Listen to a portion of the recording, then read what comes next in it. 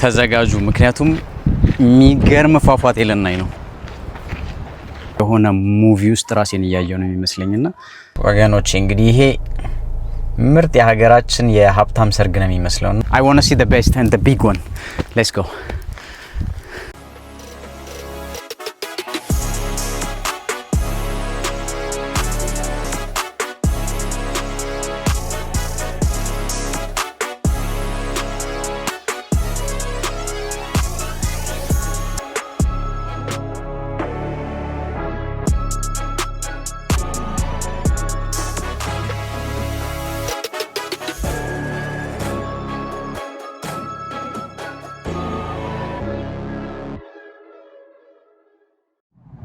ሰላም እንዴት ናችሁ? ዛሬ እንግዲህ በሌላ ቪዲዮ ተመልሼ መጥቻለሁ በሌላ ዴስቲኔሽን። ዛሬ የምንሄደው ወደ USA ነው፣ ወደ ሎስ አንጀለስ። ያው እንደ ሁል ጊዜ ማለት ባልችልም እንግዲህ እንደ አብዛኛውን ጊዜ ከማድሪድ ነው የምንነሳው። የ12 ሰዓት ከሩብ ፍላይት ነው፣ ዳይሬክት ፍላይት ነው ያለኝ። ያለው ነገር አሳውቃችኋለሁ።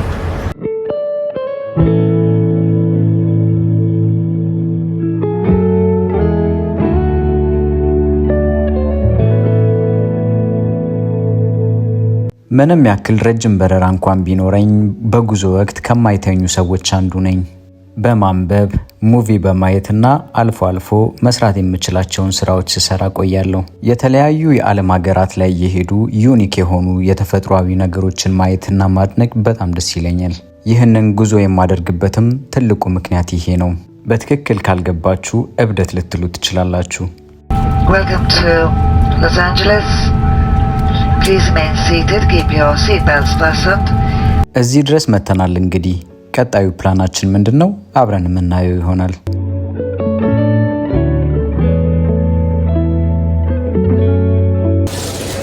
ፋይናሊ ይሄንን የተኛ እንቅልፍ ይዤ የተኛ እንቅልፍ አማርኛ መናገር ያቅተኝ ይሄንን የተኛ ፊት ይዤ መጥቻለሁ። ቤልት እየፈለኩኝ ነውና ላጌጅ ያለበት ራሴ ጠፍቷል። የመጀመሪያ ነገር ማድረግ እንፈልገው መኪና መከራየት፣ ከዛ በኋላ ወጥቼ ሎስ አንጀለስን የማየት እንትኑ የሚኖረኝ አይመስለኝም። ኦሬዲ ሆቴል ያስኩት ከሎስ አንጀለስ ወደ 2 ሰዓት መንገድ ነው። ያው ወደ ኖርዝ እየወጣሁኝ ነው። ፕላኔ እንደዛ ነው፣ እስከ ፖርትላንድ ወይ ሲያትል ድረስ። ያ ነው ሀሳቤ። እንግዲህ በዚህ ጉዞ ጆይን አድርጉኝ፣ አብረን ብዙ ነገሮችን እናያለን ብዬ አስባለሁ። ይመቻችሁ። ሻንጣዬን ከወሰድኩኝ በኋላ ቀጥታ ወደ መኪና መከራየት ነበር የሄድኩት። ለተወሰኑ ቀናት እንግዲህ መኪናችን ይሄ ነው። የስራ ሰዓት መውጫ ስለነበረ ከሎስ አንጀለስ በጊዜ ነበር የወጣሁት። ነገ ጉዟችንን በሰፊው እንጀምራለን። መልካም አዳር። አቤት ነውና ሰው ገና መነሳቴ ነውና ከእንቅልፌ እየወጣሁኝ ነው። ቁርስ ልበላ እየሄድኩ ነው። ያደርኩበትና ሬስቶራንት ሎቢ ያለበት ልነግራችሁ አልችልም። ርቀቱን አሳውቃችኋለሁ። ቁርስ የለምና የት እንደምንሄድ ዛሬ። እዚህ ሀገር የምግብ ብዛቱ ቁርስና ምሳ የሚለዩ አይመስለኝም። ይሄ ግማሽ ከደረስኩ በኋላ ነው። በነገራችን ላይ ስለ ካሊፎርኒያ በጣም ብዙ የምናወራቸው ነገሮች አሉ። አሁን የ5 ሰዓት መንገድ አለኝ። አሁን ሳንታ ባርባራ ነው ያለሁት። ያው ስለ ካሊፎርኒያ መነሳቱ ካልቀረ በዚህ አጋጣሚ በ4.2 ቢሊዮን ጂዲፒ የአሜሪካ ሀብታሟ ስቴት ነች። ብዙ ነገራቸው ውድ ነው። ሁሉ ነገር እንግዲህ ልምድ ነው። ይሄ በማይል በምን የሚባል ኢንች፣ አረ መከራዬን እያየው ነው በእናታችሁ። ለማንኛውም ጥሩ ነው። ኦልሞስት 300 ምናምን ማይልስ ነበረኝ። አሁን 200 ምናምን ማይል ነው ያለኝ። እንግዲህ የ5 ሰዓት ገደማ መንገድ ነው። እረፍት እያደረኩኝ በመሀል ቆም እያልኩኝ እሄዳለሁ። ረጅም መንገድ እንግዲህ ስትጓዙ አንዳንዴ እረፍት ማድረግ ጥሩ ነው። መኪናውም እረፍት ያደርጋል። ነዳጅ እየቀዳው ነውና የተወሰነ ያክል ኪሎ ሜትሮች ይቀሩናል። ዛሬ አሪፍ ነው ብዬ ከማስባቸው ናሽናል ፓርኮች አንዱ ሲኩዌያ የሚባል ናሽናል ፓርክ አለ። በጣም ሰፋፊ የሆኑ እንትኖች አሉበት፣ የዛፍ አይነቶች አሉበት። በጣም ሰፋፊ ስላችሁ በጣም ግዙፍ የዓለማችን በጣም ግዙፍ የሆነው በቁመት ሳይሆን ሳይዙም እንዲሁም ደግሞ ሙሉ እንጨቱ ራሱ ማለት ነውና እሱን ለማየት እየሄድኩኝ ነው። እስቲ የአሪፍ ዴስቲኔሽን ይሆናል ብዬ አስባለሁ። ከማያቸው ቦታዎች ያለውን ደግሞ ስለስ አሳያችኋለሁ። ኧረ የነዳጅ ዋጋ፣ ኧረ መድኃኒዓለም፣ ኧረ ተው ግን ተው። ጭራሽ እዚህ ባስ የናሽናል ፓርኩ መግቢያ ላይ ስደርስ ነበር ይህ የትራፊክ ችግር ያጋጠመኝ። ካሊፎርኒያ ከአሜሪካ አንደኛ የሚያደርጋትን የህዝብ ብዛትም አላት። 39 ሚሊዮን ገደማ ሰዎች ይኖሩባታል። ራሷን የቻለች አንድ ሀገር ብትሆን ከዓለም በኢኮኖሚ 36ኛ በጂዲፒ ደግሞ 5ኛ ትሆን ነበር። 1 ሰዓት ተኩል ገደማ ቢያቆየኝም ከዚህ ሁሉ የመግቢያ ሰልፍ በኋላ ደርሻለሁ። ሄይ እንዴት ናችሁ? እንግዲህ ሴኮያ ናሽናል ፓርክ ደርሰናል። ያለውን ቫይብ አሳያችኋለሁኝ በተወሰነ መልኩ። ከኋላ ያሉትን ዛፎች ተመልከቱ ምን ያክል ግዙፍ እንደሆኑና የዓለማችን ግዙፉ እንትን ያለው ዛፍ ያለው እዚህ ፓርክ ውስጥ ነውና ወደዛ እየሄድኩኝ ነው እሱን ለማየት። እውነቱን ለመናገር በጣም ኤክሳይትድ ሆኛለሁ። በጣም ብዙ ቱሪስቶች አሉ። መኪናታችን እንዳለ ብዙ ነው ፓርኪንግ እንትን ለማለትና በጣም ያምራል። በጣም ከመላችሁ በላይ ማለት ነው። እና እስቲ ወደዛ ጠጋ እንበልና ያለውን ነገር አሳያችኋለሁ። ከዛ ውጭ ያለው ነገር ግን ዋው! የትም አያችሁ የትም ትላልቅ በጣም ግዙፍ እንትኖች አሉ።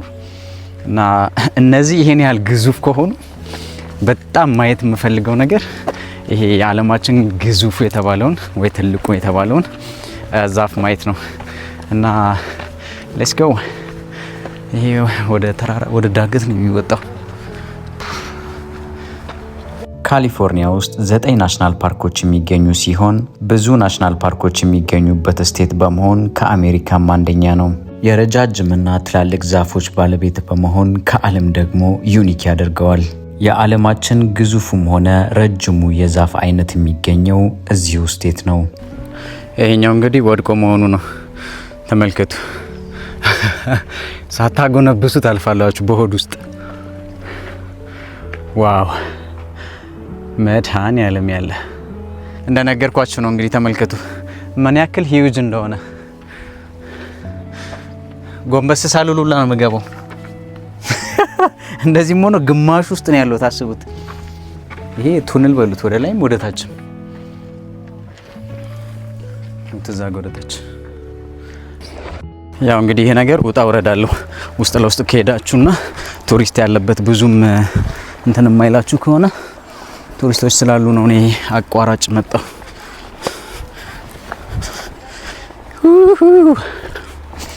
ዋው! እነዚህ ጋር ያለውን ተመልከቱ። ሁሉም እንደዚህ ናቸውና የሚገርም ነው።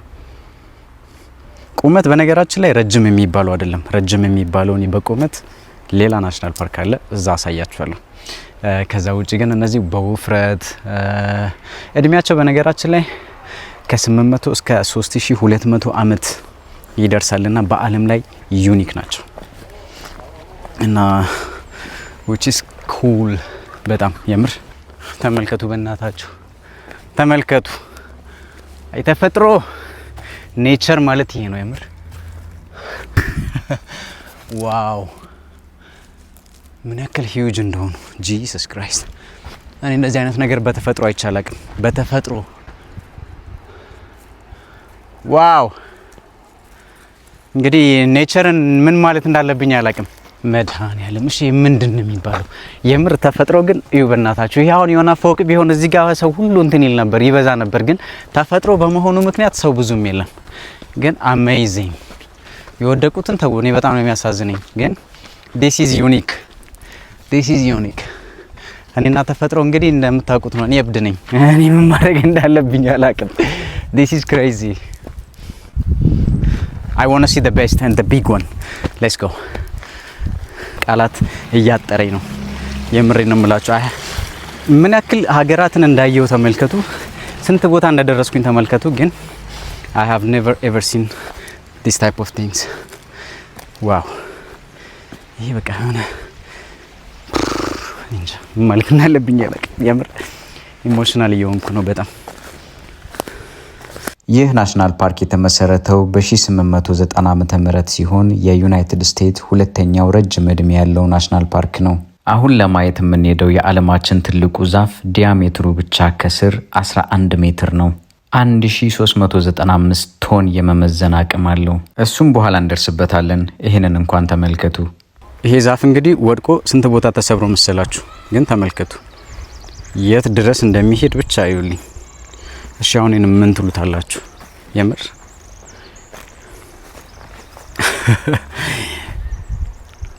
ምን ይባላል አሁን ይሄ?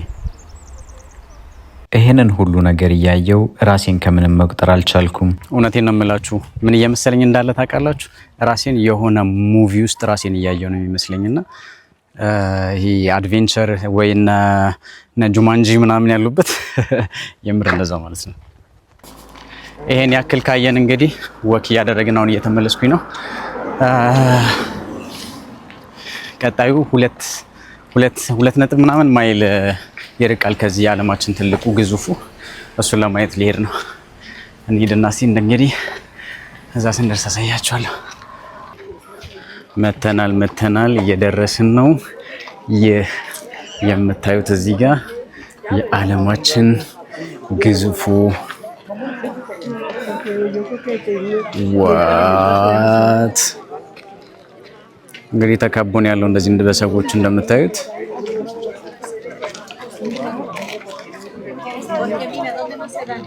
ጂሰስ ዋው። እንደምታዩት እንግዲህ የቱሪስት ጨቅ ነው እዚህ ጋር እንደዚህ አይነት ቦታ ላይ ያው ቀደም እንደነበርኩበት እኔ ውስጥ ለውስጡን ማንም አይሄድም። ጀስት ሰዎች የሚመጡት ይሄንን ለማየት ነው። እዚህ ፓርክ ምን ያክል ትልቅ እንደሆነ ምን ያክል ግዙፍ እንደሆነ ተመልከቱ። እንዳልኳችሁ ይሄ የዓለማችን ረጅሙ አይደለም ግዙፉ ነው። ዙሪያውን ቢለካ 31.3 ሜትር ነው። ለመገመት እንዲመቻችሁ ዙሪያውን ለመክበብ 20 የሚሆኑ ሰዎች እጅ ለእጅ መያያዝ አለባቸው። ቁመቱ ደግሞ 27 ፎቅ ያለው ህንፃ እንደማለት ነው። ይሄን ያክል ካየን ሌላ ብዙ የሚጠብቁን ዴስቲኔሽኖች አሉ። ጉዟችንን እንቀጥል። ቀጣዩ መዳረሻችን እንዲሆን ከምፈልጋቸው ናሽናል ፓርኮች አንዱ ዮሳሚቴ ናሽናል ፓርክ ነው። አብዛኞቻችሁ ቲክቶክ አካውንቴ ላይ ሪኮመንድ አድርጋችሁ ነበር። ለሁለተኛ ጊዜ እንግዲህ ነዳጅ ቀድቻለሁ። አሁን ቢያንስ ፉል አድርጌ ለመተኛት ነው። ከዛ በኋላ ያለውን ነገር ያለው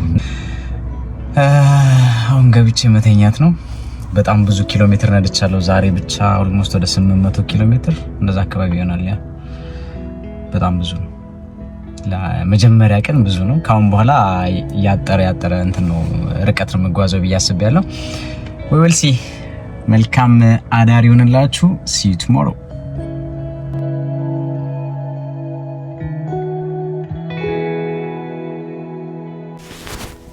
እንዴት አደራችሁ? ዛሬ አሪፍ ቀን ይኖረኛል ብዬ አስባለሁ። እንግዲህ ጉዞ የዛሬ ወደ ዮሳሚቴ ናሽናል ፓርክ ነው። ከዚህ የ30 ምናምን ደቂቃ መንገድ ነው። እንግዲህ አብረን የምናየው ይሆናል።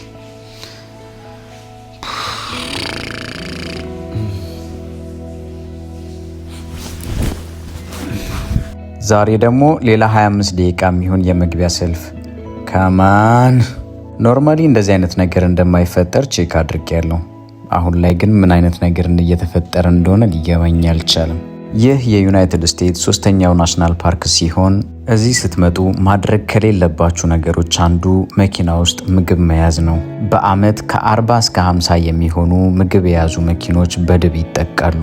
ከ30 ኪሎ ሜትር ድረስ ምግብ የማሽተት አቅም አላቸው። ወገኖቼ እንግዲህ ይሄ ምርጥ የሀገራችን የሀብታም ሰርግ ነው የሚመስለውና አልንቀሳቀስ ብሏል።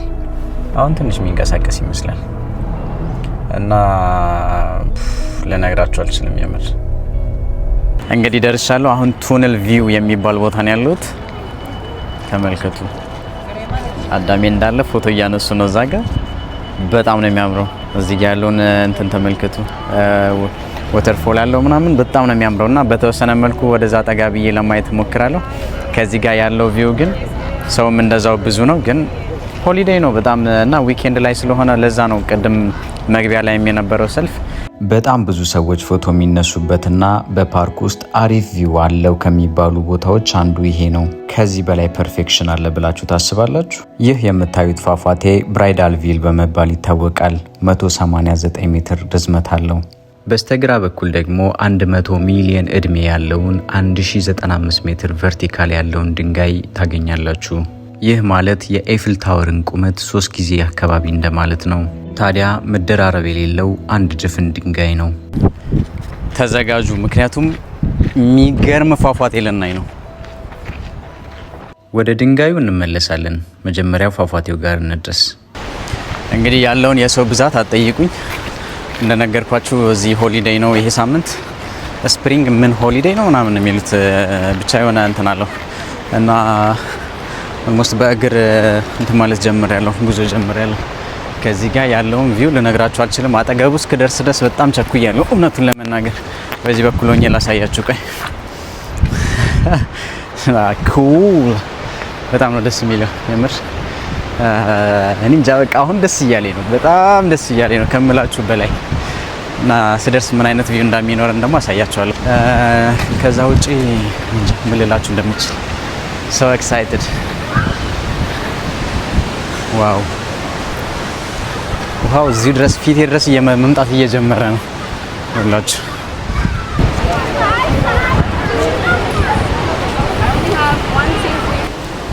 እንግዲህ ቢዩቲፉል የሚባለው በጣም ውቡ ብዙ ውሃ ይዞ የሚመጣው ይሄ ነው አንዱ። ቁመት ግን እዛ ጋር ያለው ይበልጠዋል። ዮሳሚቴ ፎል በመባል የሚታወቅ ሲሆን 739 ሜትር ቁመት አለው። የፓርኩና የኖርዝ አሜሪካ አጠቃላይ ረጅሙ ፏፏቴ ነው። በጫጫታና በወከባ ከተሞሉ ትላልቅ ከተሞች ይልቅ ለምን እንደዚህ አይነት ቦታ ለማየት እንደምመጣ ይገባቸዋል ብዬ አስባለሁ። ያለውን ሰላም ያለውን ደስታ ተመልከቱ። ተፈጥሮን አድንቃችሁ አትጨርሱትም። የምሬን እምላችሁ የተፈጥሮ ነገር ከዚህ የተሻለ ነገር የለም ስትሉ ሌላ ነገር ይመጣና ሰርፕራይዝ ያደርጋቸዋል። በቃ እኔ እንጃ እኔ ይሄንን ምን ያክል እንትን ማለት ሃንድል ማድረግ እንደምችል አላውቅም። በጣም ነው የሚያምረው በጣም አያችሁ። ለዚህ ነው ብዙ ጊዜ ኔቸር ምለው። ለዚህ ነው በጣም ብዙ ሀገራትን የምወድበት ትልቁ ምክንያት በተለይ ደግሞ ከዚህ ከኔቸር ጋር የተያያዘ ጂሰስ። አረ ተመልከቱ ከጀርባ ብናታችሁ በቃ እኔ እንጃ ተውኝ። የምር በጣም ከምላችሁ በላይ ያምራል። በቃ ኢንጆይ አድርጉ። የቻላችሁ በቻላችሁ ጊዜ ለራሳችሁ ጊዜ ስጡ። ኢንጆይ አድርጉ፣ ትራቭል አድርጉ፣ ኤክስፕሎር አድርጉ። እንግዲህ ሁሌ ነው በሁሉም ቪዲዮ ላይ እንደዚህ አይነት ነገር እላለሁና አይ ላቭ ኔቸር። በቃ እብድ እንደምትሉኝ ያውቃለሁ። ይሄ ነው። ሌላውን ቀጣዩን እንግዲህ ጠጋ ብለን ደግሞ እናያለን። ትንሽ መንገድ መንዳት ይኖርብኛል ይመስለኛል። ይሄ የምሬን እምላችሁ ሪል አይመስላችሁም? በቃ የሆነ አምጥተው ምናምን ሲሚንቶ በላው ላይ ቀብተው ለብጠውት ምናምን ነገር ነው የሚመስለው። ዋው! ይሄ እንዳልኳችሁ 700 ምናምን ሜትር የሚረዝመው ያልኳችሁ ይሄ ፏፏቴ ነው። እዛ ለመሄድ በጣም ብዙ እግረ መንገድ ይፈልጋል። ከቻልኩኝ እቃረባለሁ፣ ካልሆነ ደግሞ ቦታ ቀይረን ለማየት እንሞክራለን ከሌላ አንግል። በጣም ነው የሚያምሩ። ምን ያክል ግዙፍ እንደሆነ እውነቴን ነው የምላችሁ። በአካል አጠገቡ ካልሆናችሁ አይገባችሁም። አንዳንድ ጊዜ ከአቅማችን በላይ የሆነ ፕላኔት የተሰጠን ይመስለኛል። የምሬን ነው የምላችሁ። ይሄ ምንም አይነት ነገር ሪል አይመስልም። አሁን ስቲል እንግዲህ እዛ ቆይቼ ነው የመጣሁት። ስቲል ወደ ኋላ እያየሁኝ ነውና ክሬዚ። ይሄንን ግን ምኑን ወደዛ ሄድኩ ብላችሁ ነው? ይሄ አልደርስበትም። ትልቁ ችግር መሄድ እንዳልችል ያደረገኝ ነገር ምንድነው? አንድ ሂዩጅ የሆነ ወንዝ አለ እዚህ ጋር፣ ድልድይ የለውም። አይ ቲንክ በጣም ብዙ ኪሎ ሜትር ወደዛ መሄድ ይኖርብኛል እና መሻገሪያ የለውም።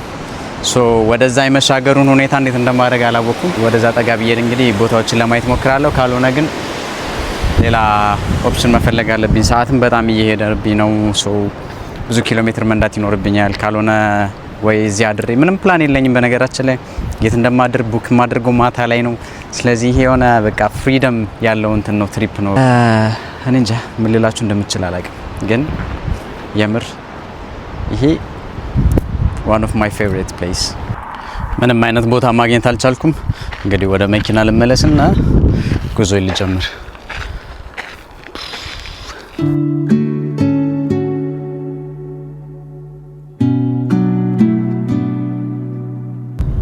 ይሄ ደግሞ ሌላ ነው። ይሄንንስ ምን ትሉታላችሁ?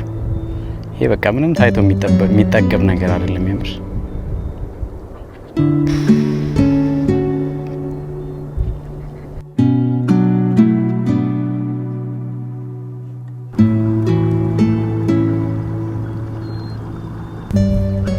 ስለዚህ ቦታ ምኑን ተናገር ምኑን እንደምትወው ግራ ገብቶኛል። የምር ተመልከቱ እንዴት አባቱ እንደሚያምር። ዝቅ ብዬ እዚች ጋር ትንሽ የውሃ እንትን አለን እያየሁኝ ነው። ሰላሙን ልነግራችሁ አልችልም። ብዙ ሰው የለም እዚህ አካባቢ አሁን ላይ። በጣም ነው የሚያምረው።